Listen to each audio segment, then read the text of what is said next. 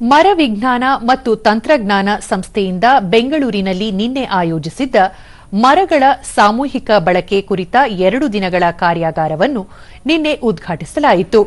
ದೇಶ ವಿದೇಶಗಳ ವಿವಿಧ ಕಂಪನಿಗಳ ಹಿರಿಯ ಅಧಿಕಾರಿಗಳು ಕಾರ್ಯಾಗಾರದಲ್ಲಿ ಭಾಗವಹಿಸಿ ಮರಗಳ ಬಳಕೆ, ಭವಿಷ್ಯ ಮತ್ತಿತರ ವಿಷಯಗಳ ಕುರಿತು ಚರ್ಚೆ ನಡೆಸಿದರು. ಮರ ವಿಜ್ಞಾನ ಮತ್ತು ತಂತ್ರಜ್ಞಾನ ಸಂಸ್ಥೆ ನಿರ್ದೇಶಕ ಡಾ ಶಕ್ತಿ ಸಿಂಗ್ ಚೌಹಾಣ್ ಮಾಹಿತಿ ನೀಡಿ ಸಂವಾದ ನಡೆಸಿದರು.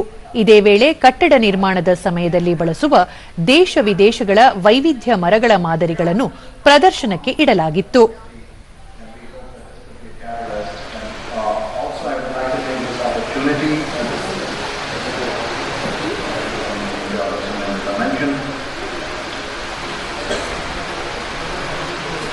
The kind of wood product needs to succeed in this project, right?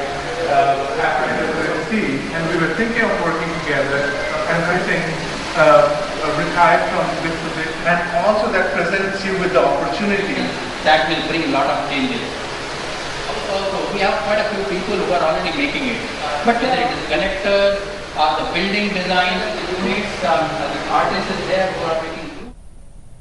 ದೂರದರ್ಶನದೊಂದಿಗೆ doctor Shakti Singh Chouhan ಇತ್ತೀಚಿನ ದಿನಗಳಲ್ಲಿ ಕಟ್ಟಡಗಳು ಯಥೇಚ್ಛವಾಗಿ ತಲೆ ಎತ್ತುತ್ತಿದ್ದು, ಕಟ್ಟಡ ನಿರ್ಮಾಣದ ವೇಳೆ ಬಳಸಬೇಕಾದ ಮರಗಳು ಪರಿಸರ ಸ್ನೇಹಿ ಮರ, ಅದರಿಂದ ಕಟ್ಟಡಕ್ಕೆ ಅಪಾಯವಾಗದಂತೆ ನೂತನ ತಂತ್ರಜ್ಞಾನ ಬಳಕೆ, ಸಾಮೂಹಿಕ ಮರ ಆಧಾರಿತ ಕಟ್ಟಡ ನಿರ್ಮಾಣ ಸೇರಿದಂತೆ ಸಾಕಷ್ಟು ವಿಷಯಗಳ ಕುರಿತು ಚರ್ಚಿಸಲಾಯಿತು ಎಂದರು.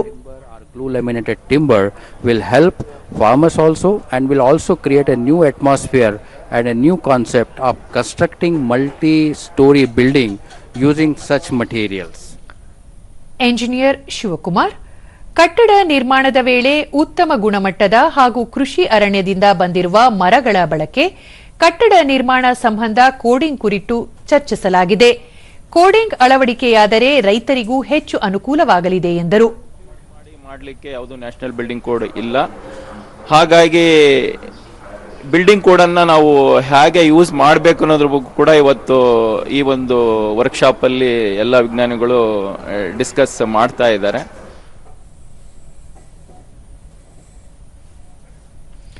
ಐಎಎಸ್ಸಿ ಹಿರಿಯ ಅಧಿಕಾರಿ ವಿಶಾಲ್ ಸಿಂಗ್, ಇದೊಂದು ಆಶಾದಾಯಕ ಹಾಗೂ ಉತ್ತಮ ಚರ್ಚೆಯಾಗಿದ್ದು, ಇದರಿಂದ ರೈತರಿಗೆ ಹಾಗೂ ಕಟ್ಟಡ ನಿರ್ಮಾಣ ಮಾಡುವವರಿಗೆ ಮತ್ತು ಮುಂದಿನ ಪೀಳಿಗೆಯ ಹಿತದೃಷ್ಟಿಯಿಂದ ಈ ಕಾರ್ಯಾಗಾರ ಆಯೋಜಿಸಲಾಗಿತ್ತು ಎಂದರು.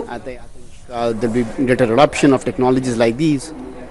So I'm glad that this is being promoted here, and I wish the industry and the sector all the best in taking this forward.